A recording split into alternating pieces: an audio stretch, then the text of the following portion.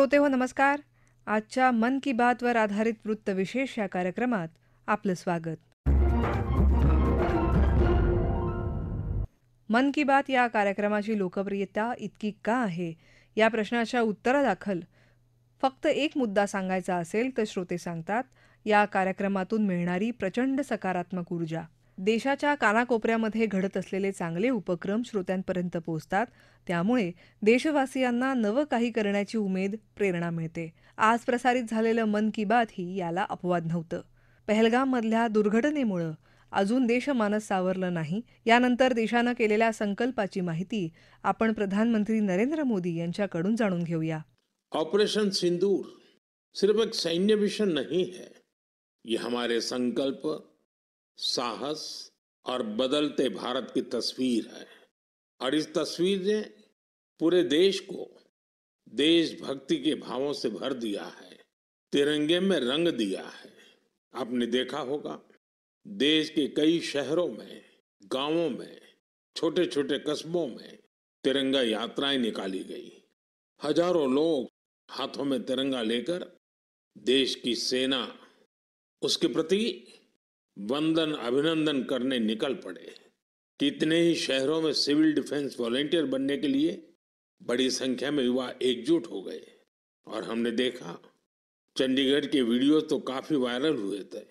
Social media पर कविताएं लिखी जा रही थी, संकल्प गीत गाए जा रहे थे, छोटे छोटे बच्चे पेंटिंग्स बना रहे थे जिनमें बड़े संदेश छुपे थे। मैं अभी 3 दिन पहले बीकानेर गया था। वहां बच्चों ने मुझे ऐसी ही एक पेंटिंग भेंट की थी। ऑपरेशन सिंदूर ने देश के लोगों को इतना प्रभावित किया है कि कई परिवारों ने इसे अपने जीवन का हिस्सा बना लिया है। बिहार के कटिहार में, यूपी के कुशीनगर में और भी कई शहरों में उस दौरान जन्म लेने वाले बच्चों का नाम सिंदूर रखा गया है। इस अभियान के बाद पूरे देश में वोकल फॉर लोकल को लेकर एक नई ऊर्जा दिख रही है। कई बातें मन को छू जाती है। एक माँ बाप ने कहा, अब हम अपने बच्चों के लिए सिर्फ भारत में बने खिलौने ही लेंगे। देशभक्ति की शुरुआत बचपन से होगी। कुछ परिवारों ने शपथ ली है, हम अपनी अगली छुट्टियां देश के किसी खूबसूरत जगह में ही बिताएंगे। कई युवाओं ने वेड इन इंडिया का संकल्प लिया है, वो देश में ही शादी करेंगे। किसी ने ये भी कहा है, अब जो भी गिफ्ट देंगे वह किसी भारतीय शिल्पकार के हाथों से बना होगा।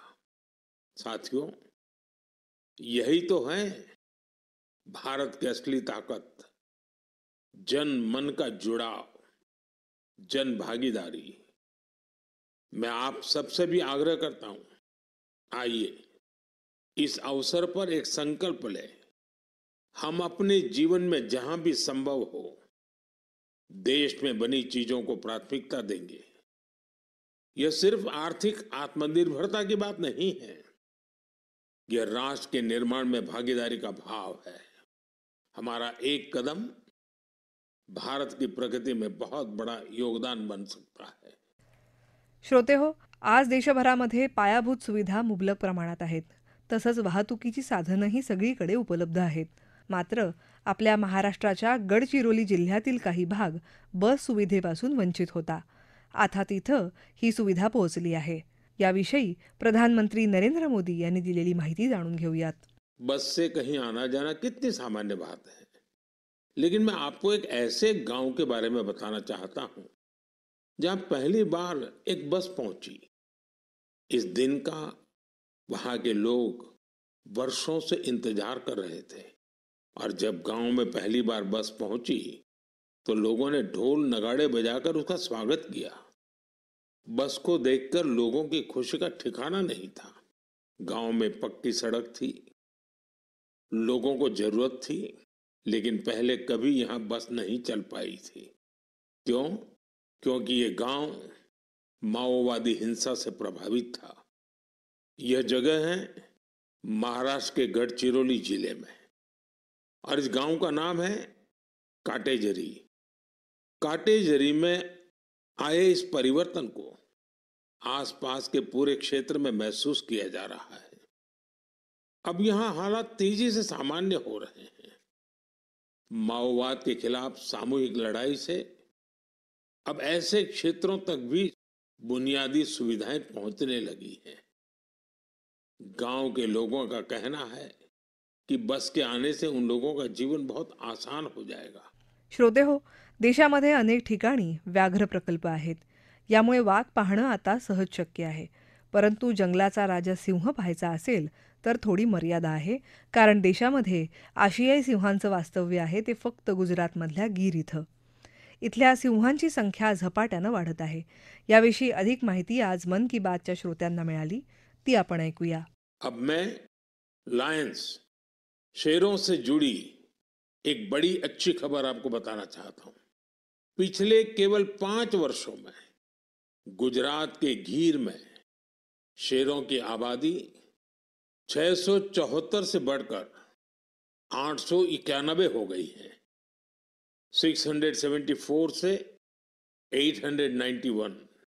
लायन सेंसस के बाद सामने आई शेरों की ये संख्या बहुत उत्साहित करने वाली है। साथियों, आप में से बहुत से लोग यह जानना चाह रहे होंगे कि आखिर ये एनिमल सेंसस होती कैसे है। ये एक्सरसाइज बहुत ही चुनौतीपूर्ण है।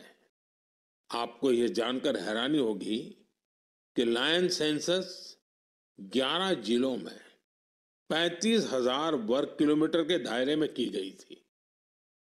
सेंसस के लिए टीमों ने राउंड द क्लॉक यानी 2400 घंटे इन क्षेत्रों की निगरानी की। इस पूरे अभियान में वेरिफिकेशन और क्रॉस वेरिफिकेशन दोनों किए गए। इससे पूरी बारीकी से शेरों की गिनती का काम पूरा हो सका। साथियों, एशियाटिक लायन की आबादी में बढ़ोतरी ये दिखाती है कि जब समाज में ओनरशिप का भाव मजबूत होता है तो कैसे शानदार नतीजे आते हैं। कुछ दशक पहले गीर में हालात बहुत चैलेंजिंग थे, लेकिन वहां के लोगों ने मिलकर बदलाव लाने का बीड़ा उठाया। वहां लेटेस्ट टेक्नोलॉजी के साथ ही ग्लोबल बेस्ट प्रैक्टिसेस को भी अपनाया गया। इसी दौरान गुजरात ऐसा पहला राज्य बना जहां बड़े पैमाने पर फॉरेस्ट ऑफिसर के पद पर महिलाओं की तैनाती की गई। आज हम जो नतीजे देख रहे हैं उसमें इन सभी का योगदान है। वाइल्ड लाइफ प्रोटेक्शन के लिए हमें ऐसे ही हमेशा जागरूक और सतर्क रहना होगा। श्रोते हो, ईशान्य भारताला निसर्गानं भरभरून दान दिलं आहे. या भागातल्या लहान लहान राज्यांमध्ये विकासगंगा तुलनेनं विलंबानं पोचली. त्यामुळेही कदाचित या राज्यांमध्ये असलेल्या उदंड प्रतिभेची ही ओळख उर्वरित देशाला लवकर झाली नाही. परंतु आता या राज्यांचा चेहरा मोहराच बदलत आहे. या अष्टलक्ष्मीविषयी माहिती देताना प्रधानमंत्री नरेंद्र मोदी आज म्हणाले, 2-3 दिन पहले ही मैं पहली राइजिंग नॉर्थ ईस्ट समिट में गया था। उससे पहले हमने नॉर्थ ईस्ट के सामर्थ्य को समर्पित अष्टलक्ष्मी महोत्सव भी मनाया था। नॉर्थ ईस्ट की बात ही कुछ और है। वहां का सामर्थ्य, वहां का टैलेंट वाकई अद्भुत है। मुझे एक दिलचस्प कहानी पता चली है क्राफ्टेड फाइबर्स की। क्राफ्टेड फाइबर्स ये सिर्फ एक ब्रांड नहीं, सिक्किम की परंपरा, बुनाई की कला और आज के फैशन की सोच, तीनों का सुंदर संगम है। इसकी शुरुआत की डॉक्टर चेवांग नोरबू भूटिया ने।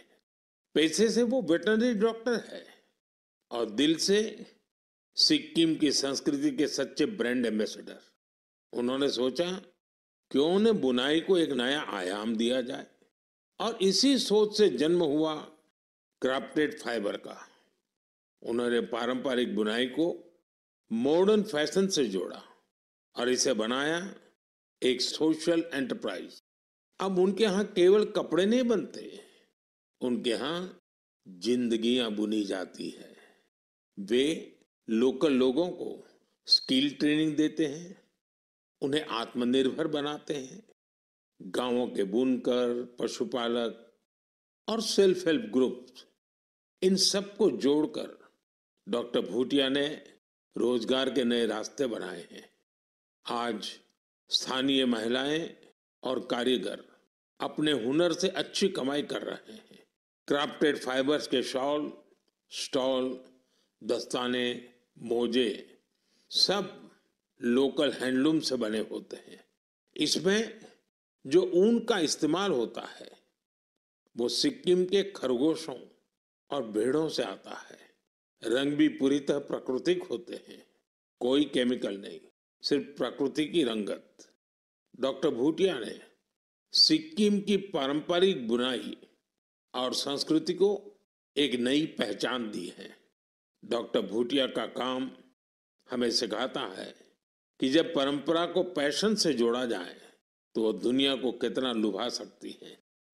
श्रोते हो, याबरोबरच प्रधानमंत्री नरेंद्र मोदी यांनी आगामी आंतरराष्ट्रीय योग दिन कार्यक्रमाच्या तयारीविषयी चर्चा केली. त्यांनी सांगितलं, इस बार भी योग दिवस को लेकर दुनिया भर में लोगों का जोश और उत्साह नजर आ रहा है। अलग अलग संस्थान अपनी तैयारियां साझा कर रहे हैं। बीते वर्षों की तस्वीरों ने बहुत प्रेरित किया है। हमने देखा है अलग अलग देशों में किसी साल लोगों ने योग चेन बनाई, योग रिंग बनाई। ऐसी बहुत ही तस्वीरें हैं जहां एक साथ 4 जनरेशन मिलकर योग कर रही हैं। बहुत से लोगों ने अपने शहर की आइकॉनिक प्लेसेस को योग के लिए चुना।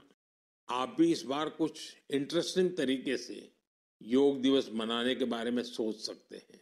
साथियों, आंध्र प्रदेश की सरकार ने योग आंध्र अभियान शुरू किया है। इसका उद्देश्य पूरे राज्य में योग संस्कृति को विकसित करना है। इस अभियान के तहत योग करने वाले 10 लाख लोगों का एक पूल बनाया जा रहा है। मुझे इस वर्ष विशाखापत्तनम में योग दिवस कार्यक्रम में शामिल होने का अवसर मिलेगा। योग दिवस के साथ साथ आयुर्वेद के क्षेत्र में भी कुछ ऐसा हुआ है जिसके बारे में जानकर आपको बहुत खुशी होगी।